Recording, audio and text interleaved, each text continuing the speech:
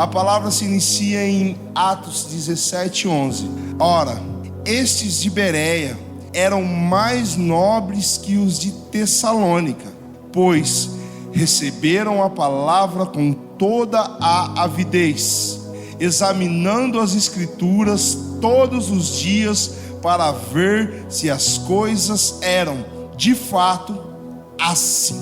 Olha só, Deus não faz acepção de pessoas, mas Deus honra e reconhece as atitudes. Note que aqui nós vamos falar de uma igreja que foi grande. É um versículo curto, uma passagem de uns 4 versículos em Atos, e depois não vamos mais ouvir falar de Bereia. Vamos ouvir falar de Bereia de alguma pessoa, algum colaborador de Paulo que Paulo manda chamar. Não mais. Por quê? Se essa igreja é mais nobre do que Tessalônica, e Tessalônica tem 2 epístolas de Paulo, 1ª e 2ª aos Tessalonicenses. A palavra de Deus, ela vai dizer o porquê era mais nobre.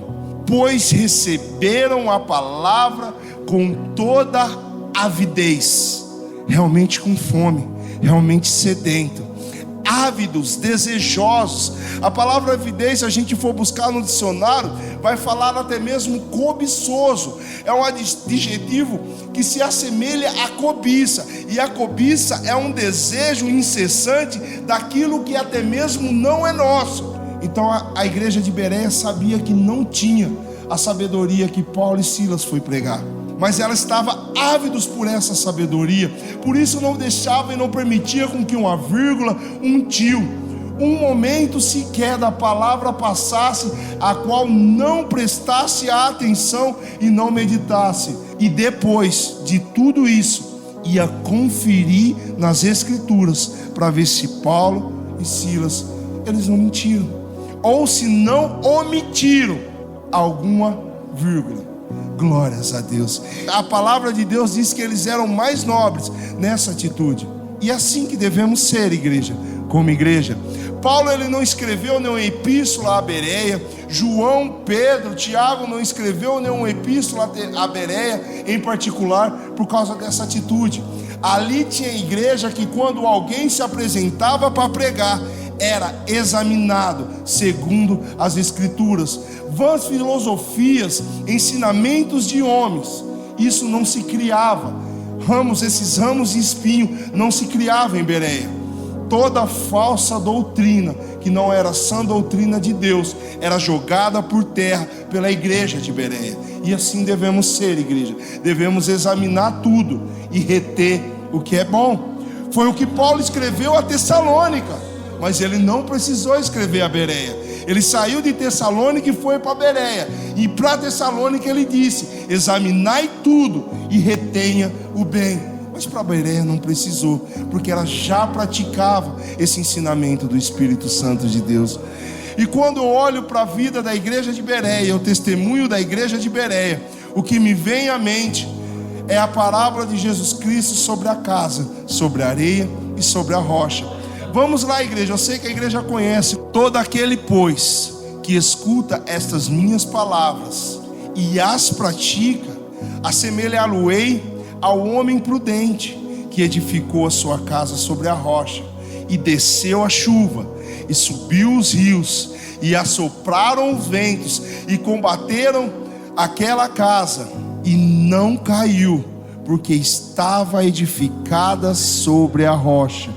Não importa se a tribulação vem de cima, se a tribulação vem de baixo, se a tribulação vem de lado, aquele que está edificado sobre a rocha permanece em pé firme. Glórias a Deus. E aquele que ouve essas minhas palavras e não as cumpre, compará-lo-ei ao homem insensato que edificou a sua casa sobre a areia, e desceu a chuva, tribulação veio por cima, e correram os rios, e assopraram os ventos, e combateram aquela casa, e caiu, e foi grande a sua queda. Igreja, já que falamos que o testemunho de Bereia é o testemunho daquele que edificou a casa sobre a rocha, vamos falar daqueles que edificam a casa sobre a areia. Olha o que a palavra de Deus diz em Marcos capítulo 7, no verso de número 5. Esses são os que edificam a casa sobre a areia. A palavra de Deus diz assim: então os fariseus e os mestres da lei perguntaram a Jesus: por que os seus discípulos não vivem de acordo com a tradição dos líderes religiosos? Em vez de comerem alimento com as mãos, entre aspas, impuras? Ele respondeu, nosso Senhor Jesus respondendo: bem profetizou Isaías acerca de vocês, hipócritas, como está escrito: este povo me honra com os lábios, mas o seu coração está longe de mim. Em vão me adoram. Seus ensinamentos não passam de regras ensinadas por homens. Vocês negligenciam os mandamentos de Deus e se apegam às tradições dos homens. E disse-lhes: vocês estão sempre encontrando uma boa maneira para pôr de lado os mandamentos de Deus, a fim de obedecer às suas tradições. Glórias a Deus. Esses doutores da lei, esses escribas e fariseus, eles tinham edificado uma casa, e uma casa gloriosa aos olhos humanos, uma casa grandiosa aos olhos humanos. Com base nessa casa, e essa casa aqui vamos colocar os ensinamentos, a doutrina que eles ensinavam. Eles regiam a todo Israel e faziam prosélitos, mas a Bíblia diz que esses prosélitos eram 2 vezes mais filhos de Satanás. Eram ensinamentos e tradições que não podiam salvar. E qual eram essas tradições, esses ensinamentos? Ainda hoje está em voga a igreja. Leva-se o nome de Talmud.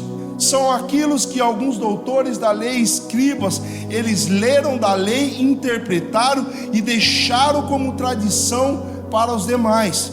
Eles leem, interpretam a Torá, e em vez do povo ir buscar na Torá, no livro da lei, nos livros da profecia, já preferiam aquilo que estava mastigado, já preferiam o Talmud, porque nas palavras dos rabinos era mais fácil de compreender aquilo que disse Moisés do que dobrar o joelho e pedir para o Espírito Santo de Deus ensinar aquilo que disse Moisés. Isso não está diferente hoje, igreja. Infelizmente isso não está diferente hoje. Existem esses escribas e existem esses fariseus hoje em nosso tempo e se dizem cristãos. Isso é triste.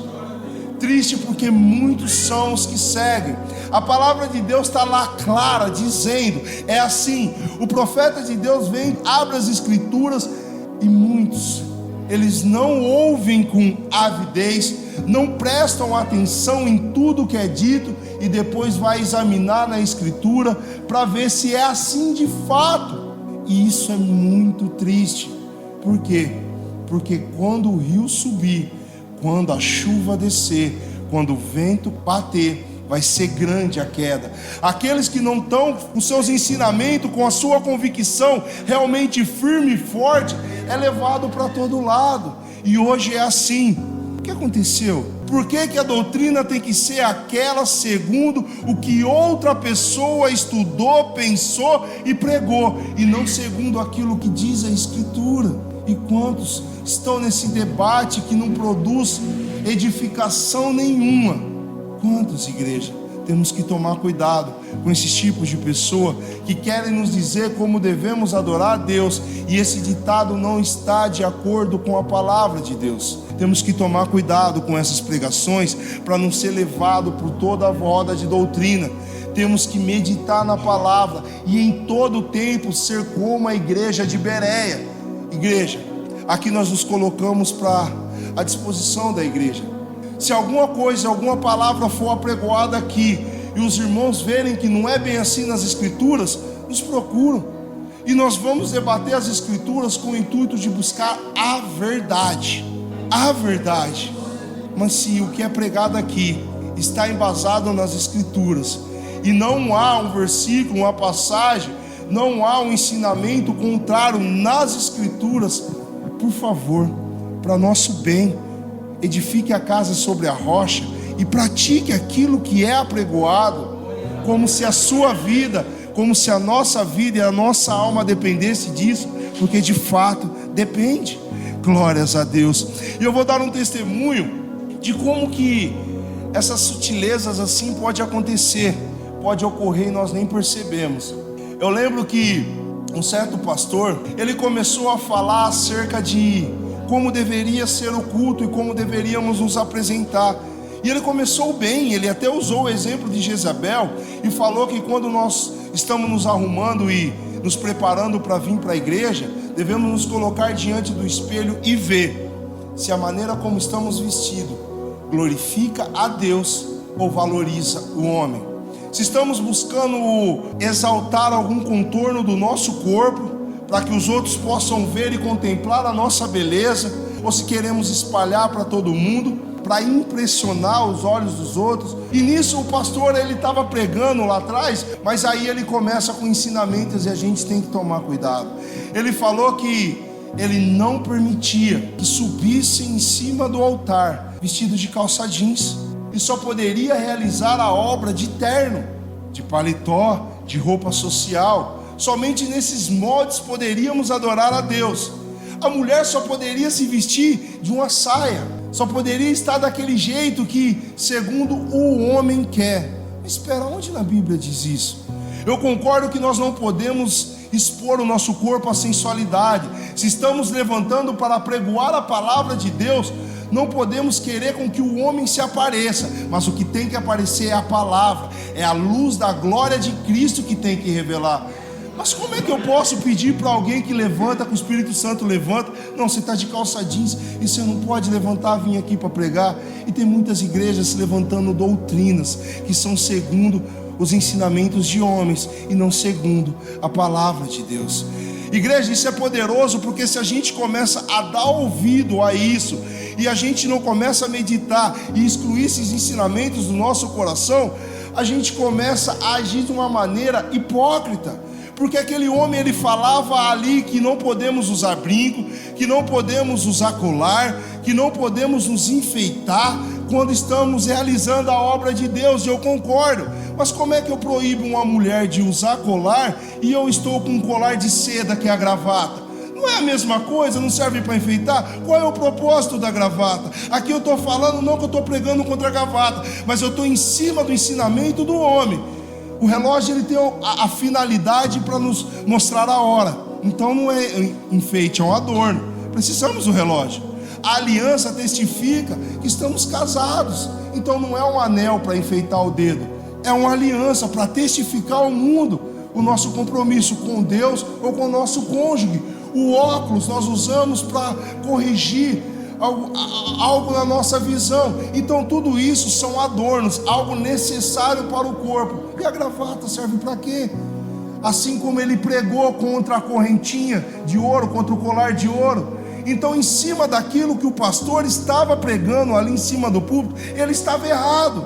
Então temos que meditar, porque isso poderia passar desapercebido. E há palavras pequenas, há pequenas moscas que é ensinado e podemos nos agarrar e falar, não é bem assim, quando o verdadeiro evangelho ele é ensinado. Você lembra o que acabamos de cantar aqui? Que devemos andar segundo o querer de Deus, e assim tem que ser a igreja. Temos que viver ávidos por essa palavra, como a igreja de Bereia. Glórias a Deus. Essa palavra é poderosa, igreja. Ela é poderosa. Ela é poderosa porque quando Deus me despertou para isso, eu tive que deixar de ouvir muita coisa que eu ouvia e falava, tem um pouquinho de heresia aí, mas tem alguma coisa boa. Essas coisas boas dá para me apegar, mas eu não posso emprestar os meus olhos, eu não posso emprestar o meu ouvido, que é templo do Espírito Santo de Deus, para aquilo que não presta para o reino de Deus. Escuta bem uma verdade: se eu não começar a adorar a Deus já nessa terra de viventes, como deve ser adorado durante toda a eternidade, se eu não buscar adorar a Deus já nessa terra de viventes, como Deus merece ser adorado, eu jamais vou adorá-lo no paraíso. Porque Deus busca adoradores que o adorem em espírito e em verdade. Então, ainda que eu não consiga, na minha pequena força, eu tenho que buscar adorar assim, sem mais e nem meio mais. É assim que eu devo dobrar o meu joelho e pedir a força de Deus. Eu não preciso de um carro novo, eu não preciso de um emprego novo, eu não preciso de uma promoção, de um cargo novo no meu serviço. O que eu preciso é um conhecimento melhor e maior da vontade de Deus para mim. Porque quando eu estou mais achegado a Deus, quando eu busco o reino de Deus e a sua justiça acima de tudo, as bênçãos ela corre atrás e ela vem. Eu não preciso dobrar meu joelho e pedir para Deus bênçãos materiais. O que eu preciso fazer é conhecer o meu Pai, o meu Abba Pai. É isso que nós precisamos fazer como igreja. É dobrar o nosso joelho e buscar a Deus, o reino de Deus e a sua justiça. Assim nós estamos edificando as nossas casas sobre a rocha. Aí pode vir chuva de cima, subir rio de baixo, bater vento, e nada vai nos derrubar, igreja. Nada vai nos derrubar. Mas se continuarmos ainda por algum tempo emprestando os nossos ouvidos, emprestando os nossos olhos, emprestando o nosso coração para aquilo que não é luz, misericórdia, aí já não é rocha, aí já é areia. E não importa se estamos edificando uma casa gloriosa, uma casa no intuito de louvar e adorar a Deus, porque a palavra de Jesus é: no mundo tereis aflições. E se essa casa gloriosa a qual estivermos edificando não estiver sobre a rocha, a aflição do mundo vai derrubá-la e será grande a queda. Mas se estiver sobre a rocha, pode vir o que vier. Por isso devemos cuidar e zelar para que a nossa casa, para que os nossos pés estejam firmados sobre a rocha. Cuidado, porque Jesus Cristo diz: vocês estão sempre encontrando uma boa maneira para pôr de lado os mandamentos de Deus, a fim de obedecer às suas tradições, as tradições do homem. Eu fiquei me perguntando como é que nós chegamos até aqui.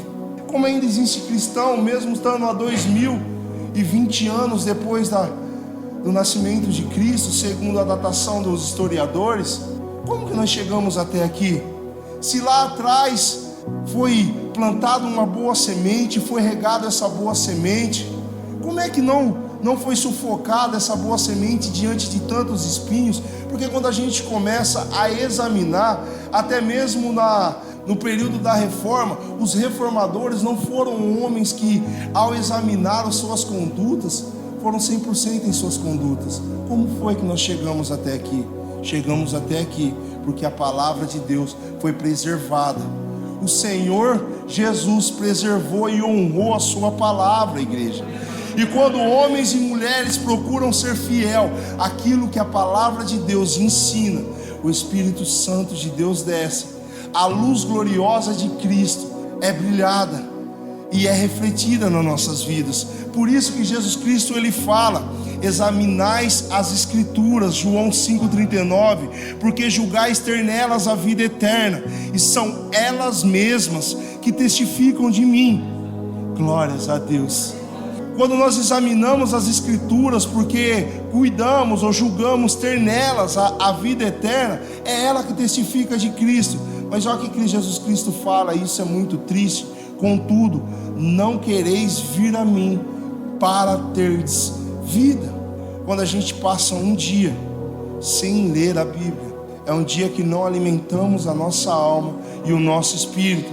E já foi ensinado aqui que o corpo luta contra o espírito luta contra o corpo. E qual vai vencer essa batalha? Aquele que nós alimentarmos, aquele que estiver mais alimentado. Não tenha dúvida, ainda que não busquemos alimentar o corpo, o mundo se encarrega disso. Por isso que devemos alimentar o espírito constantemente, para que o espírito venha sufocar as obras do corpo. Não tem como nós tomarmos a nossa cruz e seguirmos a Cristo se não estivermos alimentados espiritualmente. Aí em Colossenses vai dizer: tende cuidado para que ninguém vos faça presa sua por meio de filosofias e vãs sutilezas, segundo a tradição dos homens, segundo os rudimentos do mundo e não segundo a Cristo. Glórias a Deus. Você que está ouvindo aqui agora, igreja, essa palavra, tende cuidado para que ninguém vos faça presa sua. Ninguém. Tenha cuidado com as vãs filosofias e as vãs sutilezas, segundo a tradição dos homens. O mundo tem muitas palavras bonitas para satisfazer o comichão do ouvido do homem, mas Deus, ele não vem satisfazer o comichão do ouvido. O que a palavra de Deus ela vem fazer é confrontar o nosso coração, como um martelo que esmiuça a penha, vai quebrar o nosso coração de pedra, tirar esse coração de pedra e nos dar um coração de carne, disposto a nos converter. E esse processo é dolorido, esse processo ele é necessário, mas ele é dolorido. Então, enquanto não entendemos que isso é estritamente necessário, não vamos permitir que isso aconteça. Há momentos que o médico ele pergunta: o que você prefere? Porque tem um órgão está necrosando ali a pele, o dedo, e por causa do dedo ele pergunta: o que você prefere, a perna ou a vida? E todos respondem sem sombra de dúvida: corta, amputa. Eu prefiro viver sem uma perna, mas eu quero viver. E qual tem sido a nossa resposta para Deus? Tenho tirado um braço, um olho, para poder entrar no reino de Deus, uma perna. É melhor entrar coxo, é melhor entrar cego do que não entrar. É melhor meditar na palavra de Deus todo dia e ganhar o dia meditando na palavra de Deus, do que satisfazer a vontade da carne e passar um dia sem meditar. E não é só abrir e ler um versículo e ali, mas é passar o dia meditando e meditando as nossas atitudes em cima daquilo que a Bíblia ensina. E não há desculpa para isso. Se a gente aprender na Bíblia, a Bíblia vai nos ensinar como devemos tratar os nossos negócios, como devemos fazer negócios com terceiros, como devemos nos portar diante dos nossos líderes nessa terra de vivente, como devemos nos portar diante dos nossos cônjuges, como devemos nos portar diante dos nossos filhos, como devemos nos portar diante dos nossos amigos. Nós encontramos resposta para tudo isso, para tudo que o homem pensar. Há resposta nas Escrituras, como devemos nos portar diante do nosso corpo para ter saúde. A Bíblia ela nos ensina tudo isso e muito mais. Além da Bíblia nos ensinar como devemos nos portar nessa terra de vivente, ela nos dá um mapa da direção do caminho estreito, que são poucos os que encontram, que ruma à vida eterna, ao reino celestial. Glórias a Deus. Amém, igreja? Então que possamos edificar a nossa vida sobre a rocha. E quando nós edificamos a nossa vida sobre a rocha, e vem esses mestres, esses doutores da lei, olha que a palavra de Deus diz em Salmo 119, versos de número 99 e 100. Tenho mais entendimento do que todos os meus mestres, porque medito nos teus testemunhos. Sou mais prudente do que os velhos, porque guardo os teus preceitos. Glórias a Deus. Essa é uma palavra poderosa e verdadeira para a nossa vida. Tenho mais entendimento do que todos os meus mestres, porque medito nos teus testemunhos. É isso que o Espírito Santo de Deus ele faz. Ele toma aquele que é fraco para confundir aqueles que se julgam fortes, aqueles que não são, para confundir aqueles que se julgam que são. Então não há tempo. É porque eu cheguei agora, não posso fazer a obra. É porque eu estou há pouco tempo na igreja, eu não posso lançar a mão do arado, eu não posso realizar. É porque o pastor tem mais tempo de igreja do que eu. Então aquilo que ele está falando é verdade. Ele está pastoreando há 10, há 20, há 30, há 40, 50 anos. Então ele deve saber do que ele está falando. Igreja, olha o que Salmos diz. Quando aprendemos a meditar nos testemunhos de Deus, temos mais entendimento que esses anciãos, que esses velhos, que esses idosos. Por quê? Porque há momentos que o homem ele deixa de meditar na lei de Deus e começa a seguir filosofias, vãs sutilezas, tradições. E esses mestres, eles nunca chegam à sabedoria plena, que só vai alcançar aquele que teme ao Senhor. O princípio da sabedoria é o quê? É o temor de Deus. E se não tememos a Deus em deveras, nunca alcançaremos essa sabedoria.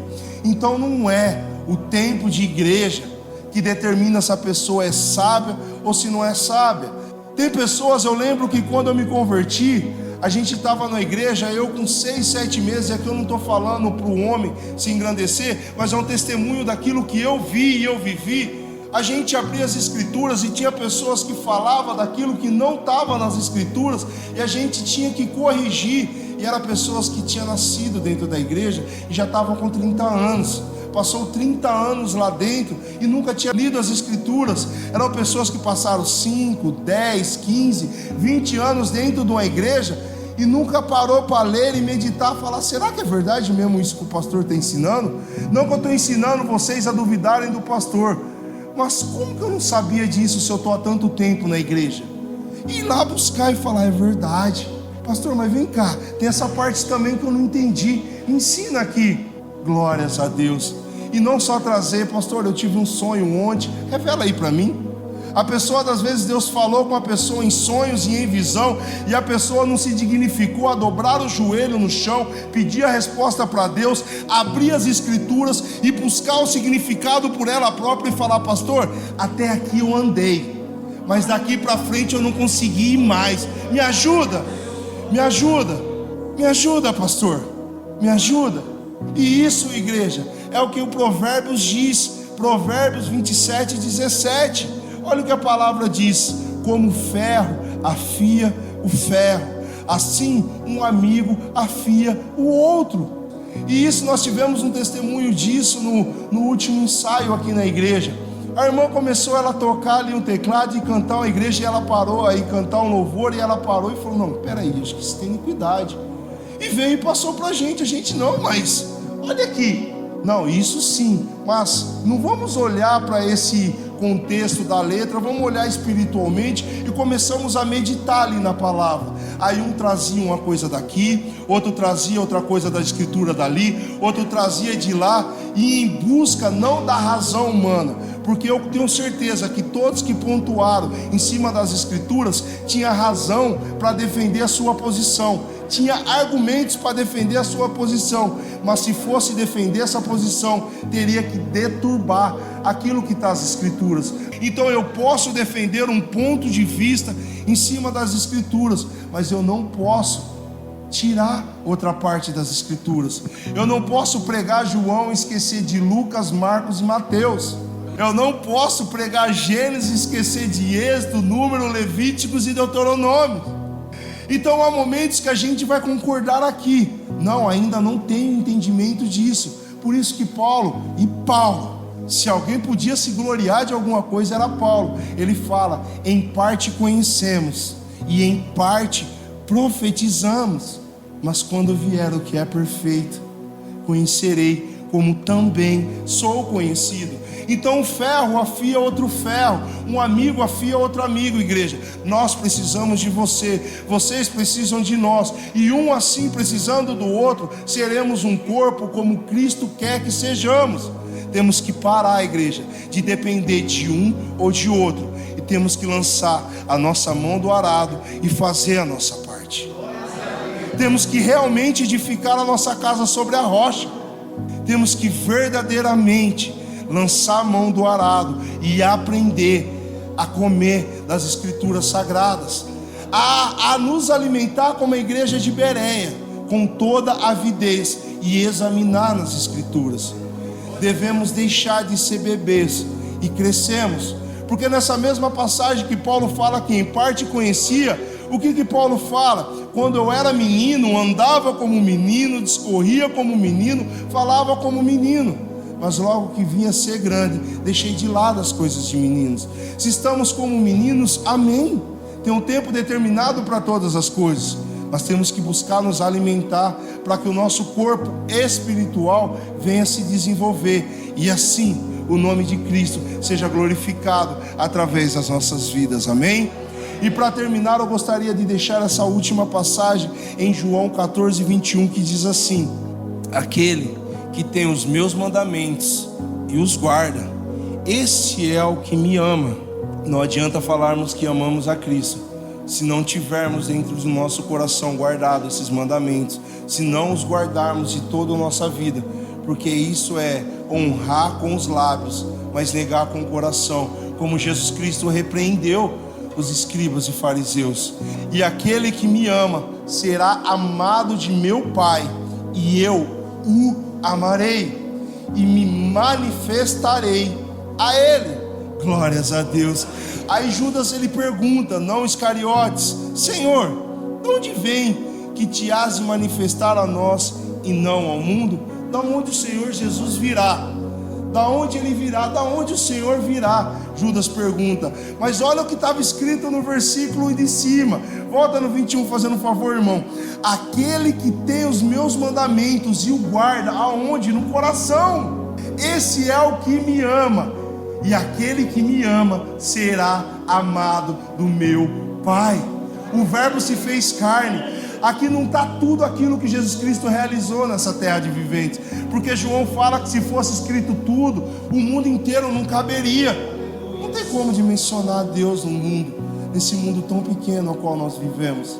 Mas igreja, se mantermos e formos fiel àquilo que Deus nos revelou, olha o que ele fala: e me manifestarei a ele. Aí volta no 23, Jesus respondendo a Judas, Jesus respondeu e disse-lhe: se alguém me ama, guardará a minha palavra, e meu Pai o amará, e viremos para ele, e faremos nele morada. Glórias a Deus. Quer ser morada de Deus, igreja? Quer ser morada de Deus? Aprenda a ler as Escrituras. Quer ser morada de Deus?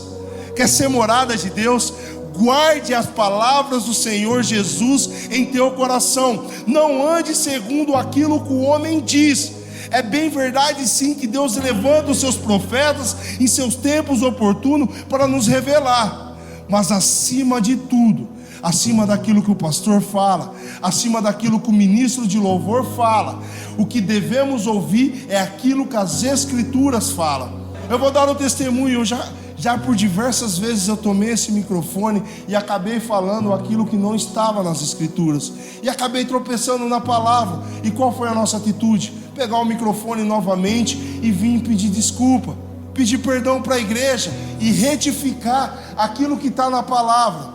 E a igreja tem que ser ávidas por essa palavra e examinar todos os dias. Então eu faço um convite para a igreja nessa noite: quando sairmos daqui, que nós possamos examinar e ver se aquilo que foi pregado aqui foi o que saiu da palavra de Deus, foi aquilo que Deus deixou escrito. Se não foi, igreja, desconsidera e vem ter conosco para que nós possamos tratar. E assim um ferro afia o outro ferro, um amigo afia o outro amigo, e assim louvamos o nome do nosso Senhor Jesus Cristo. Amém? Irmãos, eu estava conversando com o irmão no início do culto, e a gente estava falando exatamente isso. O que nós temos visto na internet. Nós estava falando de, às vezes a gente procura pregadores, a gente procura tanta coisa na internet, e a gente tem a palavra na mão. Irmãos, tem que tomar cuidado. Um pouquinho de fermento farisaico leveda toda a massa. Quantas pregações a gente tem no grupo da igreja? Alguém faz ideia disso? Quantas palavras Deus tem revelado? E aqui, irmãos, eu faço um parênteses, não estou falando que só aquelas palavras são corretas, não. De repente ali no meio pode ter alguma coisa que nem o pastor falou: erramos, vem aqui, pede perdão. Mas cuidado, porque estão buscando palavra em lugares aonde o evangelho não é genuíno. Acontece isso aqui, ó. Segue tradições de homens, suja o coração, cria dúvida. A dúvida entrou, ó. Cuidado aonde nós vamos, cuidado aquilo que nós vimos e ouvimos. Se Deus tem revelado, é Espírito que tem falado: eu estou meio sem sono, eu perdi o sono, eu vou lá, eu vou ver alguma coisa na internet. Não, coloca uma pregação da casa de oração lá. Irmãos, Deus tem revelado seus tesouros preciosos para nós. Então a mensagem na noite de hoje é: não sabe onde buscar, não vai se arriscar no lugar errado. E eu tenho certeza que tem muitos lugares que apregam a palavra genuína. E se lá tem palavra genuína e você tem a certeza disso, vai lá e escuta. O Senhor Jesus tem os dele. Eu creio que nós somos dele, entendeu? Eu creio nisso. Então a mensagem na noite de hoje é: vamos vigiar o que nós temos buscado, principalmente em redes sociais. Principalmente em redes sociais, irmãos. Por favor, vigia para não seguir homens, como foi falado aqui, para não seguir conselhos de homens, doutrina de homens. Amém, irmãos? Vigiemos. A gente estava falando exatamente isso antes de iniciar o culto. Eu estava ouvindo uma palavra, no começo estava bom, mas lá no meio, o conselho sabe qual é? Não busca não. Já viu que tem coisa errada, desliga aquilo lá, sai fora, pede perdão a Deus e vai para o evangelho. Vai buscar onde tem palavra de vida eterna. Cuidemos, irmãos, cuidemos. Porque o inimigo da nossa alma, ele está ao nosso derredor. E ele está ali ao nosso derredor. Deus não fala que ele está ali 1 minuto, 1 segundo, não. Até o último respirar nosso dessa terra de vivente. Ele está ao derredor, querendo uma oportunidade para se achegar. Ele quer só uma oportunidadezinha. E se ele tiver essa brecha, que a gente estava comentando, quantos que louvava, adorava a Deus, ao Senhor, e hoje está lá na Umbanda. Pessoas de renomes hoje, que tinham azeite, que foi consagrado. Mas por quê? Em algum momento da vida deu a legalidade, porque o inimigo está ao derredor. Mas tem uma coisa muito boa: quem está ao nosso redor? Jesus acampa os seus anjos ao nosso redor. Então, para ele poder chegar até nós, ele tem que passar por um que é mais poderoso que ele. Amém?